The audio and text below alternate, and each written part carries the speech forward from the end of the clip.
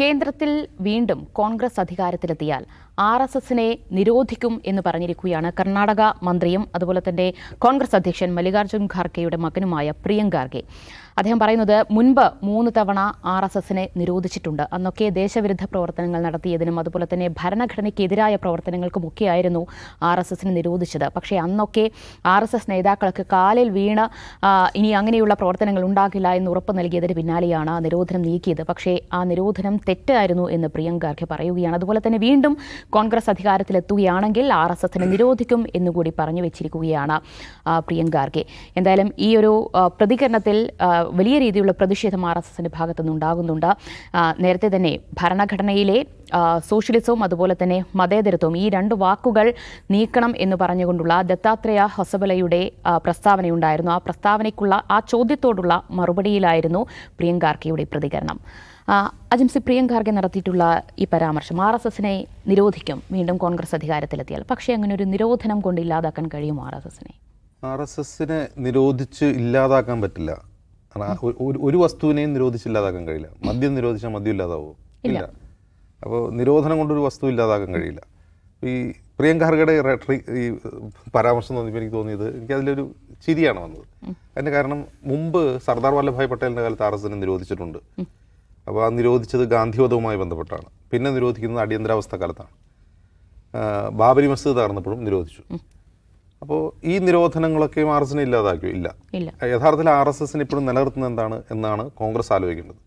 ഇന്ന് RSS ഇന്ന് കാണുന്ന ഒരു 100 വർഷം പൂർത്തിയാകുമ്പോൾ അവർക്കുണ്ടാകുന്ന ഒരു ശക്തി, ആ ശക്തിയുടെ പ്രധാനപ്പെട്ട കാരണം കോൺഗ്രസ് RSSനോട് സ്വീകരിച്ച സമീപനമാണ്.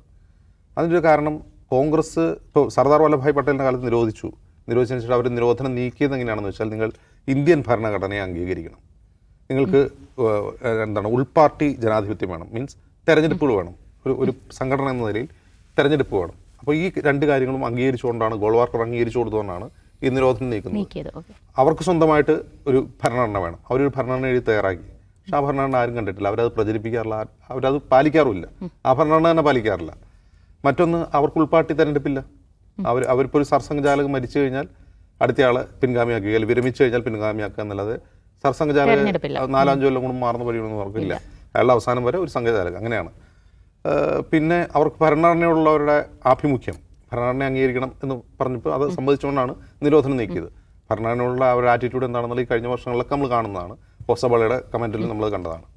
അപ്പോൾ എന്തുകൊണ്ടാണ് ഇന്ത്യൻ രാഷ്ട്രീയത്തിൻ്റെ മുഖ്യധാരയില്ലാതിരുന്ന RSS ഇന്ന് രാജ്യം ഭരിക്കുന്ന അവസ്ഥയിലേക്ക് എത്തിയതെന്ന് ചോദിച്ചാൽ, അതിൻ്റെ ഒരേ ഒരു ഉത്തരവാദി കോൺഗ്രസ്സാണ്.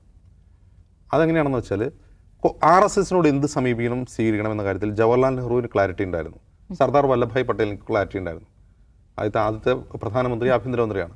പിന്നീട് വന്ന കോൺഗ്രസ് നേതൃത്വത്തിനോ കോൺഗ്രസിൻ്റെ പ്രധാനമന്ത്രിമാർക്കോ, എസ്പെഷ്യലി ഇന്ദിരാഗാന്ധി, രാജീവ് ഗാന്ധിക്കും അതിൽ ക്ലാരിറ്റി ഉണ്ടായിരുന്നില്ല.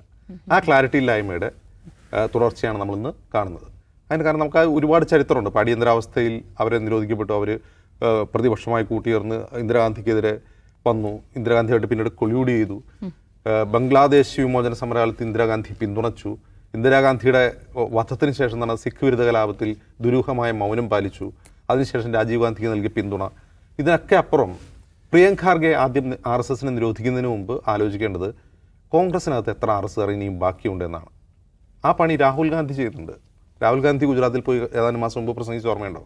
നിങ്ങൾ ഇലക്ഷൻ ജയിക്കേണ്ട, തൽക്കാലം ഗുജറാത്തിൽ അധികാരത്തിൽ തിരിച്ചു വരേണ്ട, നിങ്ങൾ ആദ്യം ചെയ്യേണ്ടത് കോൺഗ്രസിനകത്തുള്ള RSSകാരെ തിരിച്ചറിഞ്ഞ് അവരെ പുറത്താക്കുക എന്നാണ്. ആ പണി രാഹുൽ ഗാന്ധി നന്നായിട്ട് ചെയ്യുന്നുണ്ട്.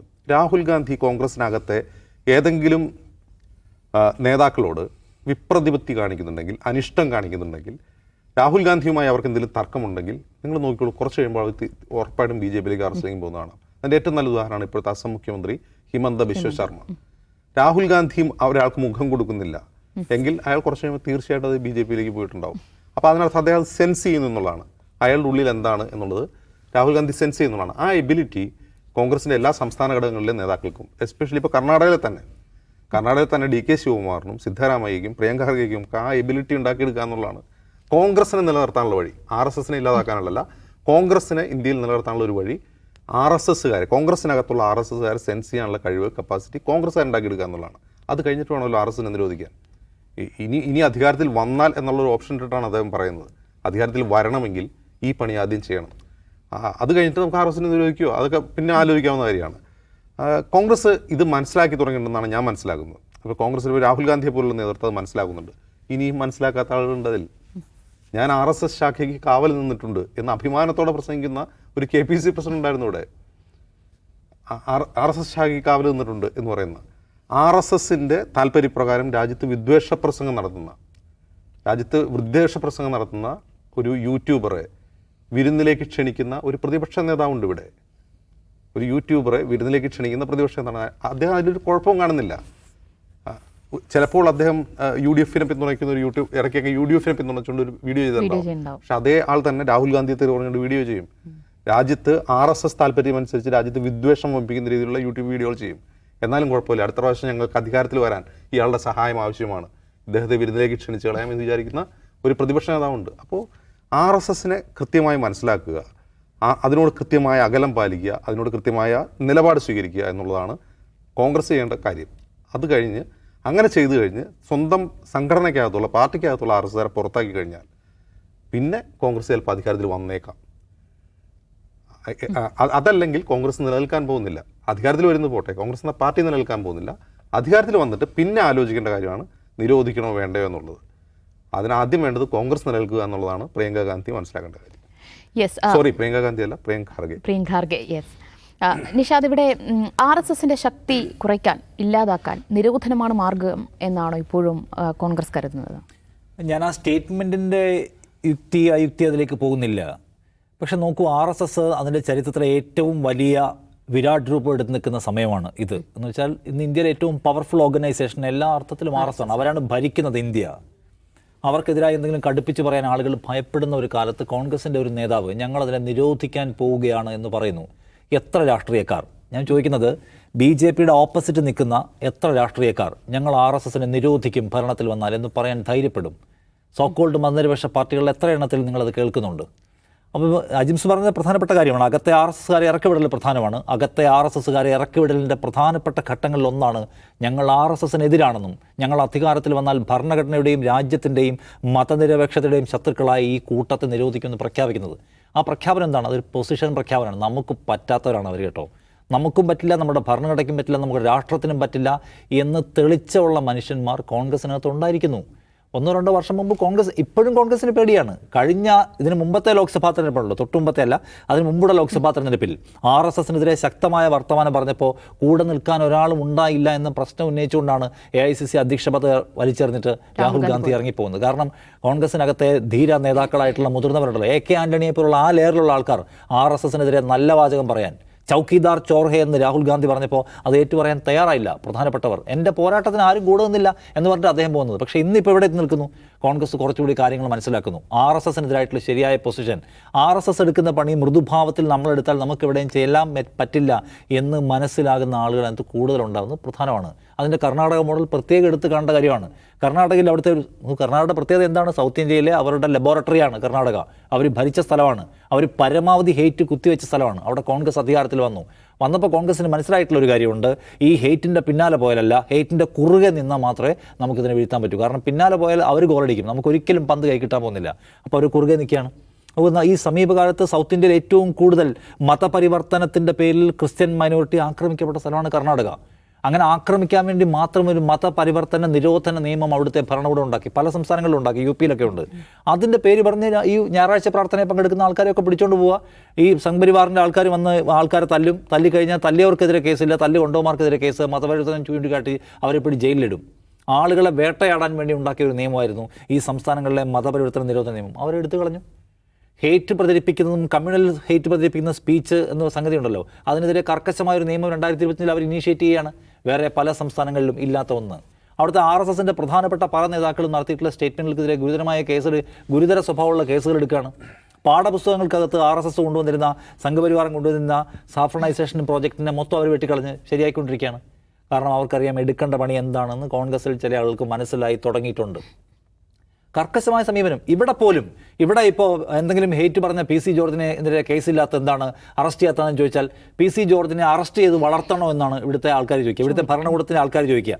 കാരണം ഇവിടുത്തെ ഭരണകൂടത്തിന് ആൾക്കാർക്ക് പോലീസ് പറഞ്ഞു കൊടുക്കുന്ന മാർഗ്ഗമാണത്. സി എമ്മിനോട് പോലീസ് പറയും, പോലീസ് പറഞ്ഞാണല്ലോ സി എം കേൾക്കുക. അവനെ അറസ്റ്റ് ചെയ്താവും വലിയ പുള്ളിയായി പോകും. അപ്പോൾ അയാളെ അറസ്റ്റ് ചെയ്യത്തില്ല, കേസുമില്ല. ബാക്കി എന്താണ്? നിങ്ങൾ തമിഴ്നാട്ടിലേക്കും കർണാടകയിലും പോയി നോക്ക്. നമ്മൾ പല കുറി ഇവിടെ സംസാരിച്ചിട്ടുണ്ട്. അവിടെ ഈ ഹെയ്റ്റ് സ്പീച്ച് കുറഞ്ഞല്ലോ. കാരണം എന്താണ്? ഹെയ്റ്റ് സ്പീച്ച് നടത്തിയാൽ പിടിച്ചകത്തിലും. തമിഴ്നാട് സർക്കാർ എടുത്തിട്ടുള്ള കേസുകൾ നിങ്ങൾ നോക്കണം. സംസ്ഥാനത്തിന് പുറത്തുള്ള സംഗതികൾക്കടക്കം അവർ കേസ് എടുത്തിട്ടുണ്ട്. അവിടെ പോയി ആളെ പിടിച്ചിട്ടുണ്ട്. അത്രയും കർക്കശമായ എന്താണ് സീലിംഗ് ആണ് നടത്തിയിരിക്കുന്നത് വെറുപ്പിൻ്റെ കാര്യത്തിൽ. അപ്പോൾ അതുകൊണ്ട് അവിടെ ഹെയ്റ്റ് സ്പീച്ച് കുറവാണ്. അതിനേക്കാൾ കൂടുതലാണ് കേരളത്തിൽ ഇപ്പോൾ ഹെയ്റ്റ് സ്പീച്ച് നടത്തുന്ന ആൾക്കാർ. പി സി ജോർജൊക്കെ ആവേശത്തിലെന്ന് പറഞ്ഞത് എന്താണ്? ഭരണകൂടത്തിൻ്റെ ഭാഗത്ത് നിന്ന് സ്ട്രോങ് പൊസിഷൻ ഇല്ല എന്നുകൊണ്ടാണ്. അപ്പോൾ ഞാൻ പറഞ്ഞത് RSS എന്ന് പറയുന്നത് എത്ര വലിയൊരു ബിംബമാണെങ്കിലും ഞങ്ങൾ അതിനെതിരാണെന്ന് പ്രഖ്യാപിക്കുന്ന പ്രിയങ്ക ഖാർഗെ പോലുള്ള ആളുകൾ, അതിന് പിന്നിൽ നിൽക്കുന്നത് അവിടുത്തെ ഒരു മന്ത്രിയാണല്ലോ. അപ്പോൾ ആളുകൾ കൂടുതൽ വരണം. അപ്പോൾ കോൺഗ്രസ് അതിൻ്റെ പൊസിഷൻ ഉറപ്പിക്കുന്നതിലേക്കുള്ള കാഴ്ചയാണിതെങ്കിൽ ഞാൻ അങ്ങനെ കാണാൻ ആഗ്രഹിക്കുന്നു. അങ്ങനെയാണെങ്കിൽ കോൺഗ്രസിനെ സംബന്ധിച്ച് ശുഭസൂചകമാണ്. കാരണം എന്താണ്? ആശയപരമായ ഭദ്രതയില്ലായ്മയാണ്. RSSനോട് എങ്ങനെ പോരാടണം എന്ന കാര്യത്തിലുള്ള വ്യക്തത കുറവിനെ പരിഹരിച്ചുകൊണ്ട് RSS ആണ് ശത്രു, അല്ലാതെ ഏതെങ്കിലും ഭരണകൂട നയങ്ങൾക്കെതിരായിട്ടുള്ള കേവല സമരങ്ങളല്ല. മറിച്ച് RSS എന്ന് പറയുന്ന ആശയത്തിൻ്റെ എതിരായിട്ട് ഒരു രാഷ്ട്രീയമായ നിലകൊള്ളലാണ്. അതിൻ്റെ പേരിൽ നടത്തിയിട്ടുള്ള ഈ ഭാരത് ജോഡോ യാത്രയുടെ ഒരു എക്സ്റ്റൻഷൻ ആയിരിക്കണം കോൺഗ്രസിൻ്റെ പ്രവർത്തന പദ്ധതിയും പരിപാടിയും എന്ന് ഉറപ്പിക്കാൻ ആ പാർട്ടിക്ക് പറ്റുന്നുണ്ടെങ്കിൽ ആ പാർട്ടിക്ക് എന്ത് ചെയ്യാൻ പറ്റും? അകത്തുള്ള RSSകാരെ ഇറക്കിവിടാൻ പറ്റും. അകത്ത് കൺഫ്യൂസ്ഡ് ആയിട്ടുള്ള ആൾക്കാർക്ക് രാഷ്ട്രീയമായ തെളിച്ചം കൊടുക്കാൻ പറ്റും. അപ്പോൾ അതിൽ ആ പാർട്ടിക്ക് മുന്നോട്ട് പോകാൻ പറ്റുന്നെങ്കിൽ ഓഫ് കോഴ്സ് അവർക്ക് മുന്നേറ്റം ഉണ്ടാക്കാൻ പറ്റും. അപ്പോൾ അതുകൊണ്ട് കോൺഗ്രസിൽ നിന്ന് സമീപകാലത്ത് നമ്മൾ കേട്ട ഏറ്റവും ശ്രദ്ധേയമായിട്ടുള്ളൊരു പോയിൻ്റാണ്. അപ്പോൾ RSSനെ നിരോധനം കൊണ്ട് ഇല്ലാതാക്കാൻ പറ്റുമോ? നിരോധനം ഒരു ശരിയായ വഴിയാണോ? അല്ലെങ്കിൽ ഇവർ അധികാരത്തിൽ വരുമോ? ഈ ക്വസ്റ്റ്യനൊന്നും പ്രസക്തിയില്ല. ഞങ്ങൾ RSSനെതിരാണെന്നും ഞങ്ങൾ വന്നാൽ നിങ്ങൾ വേണ്ട എന്നും പ്രഖ്യാപിക്കുന്നത് വലിയ ഒരു രാഷ്ട്രീയം പറച്ചിലാണെന്ന് ഞാൻ പറയും. യെസ്, തീർച്ചയായും രാജ്യത്ത് വെറുപ്പും വിദ്വേഷവും വളർത്തുന്ന RSS അപകടകരമാണ്. അത് രാജ്യത്ത് നിന്ന് തുടച്ചു നീക്കപ്പെടേണ്ടതാണ് എന്ന തിരിച്ചറിവിലേക്ക് കോൺഗ്രസ് എത്തിച്ചേരുന്നുണ്ട് എന്ന് വേണമെങ്കിൽ നമുക്ക് വിലയിരുത്താം പ്രിയങ്ക ഖാർഗെയുടെ പ്രതികരണത്തെ. പക്ഷേ അപ്പോഴും ഉയരുന്ന ചോദ്യം, ഒരു നിരോധനത്തിലൂടെ ഇനി നമുക്ക് RSSനെ അങ്ങനെ ഇല്ലാതാക്കാൻ കഴിയുമോ എന്നതുകൂടിയുണ്ട്.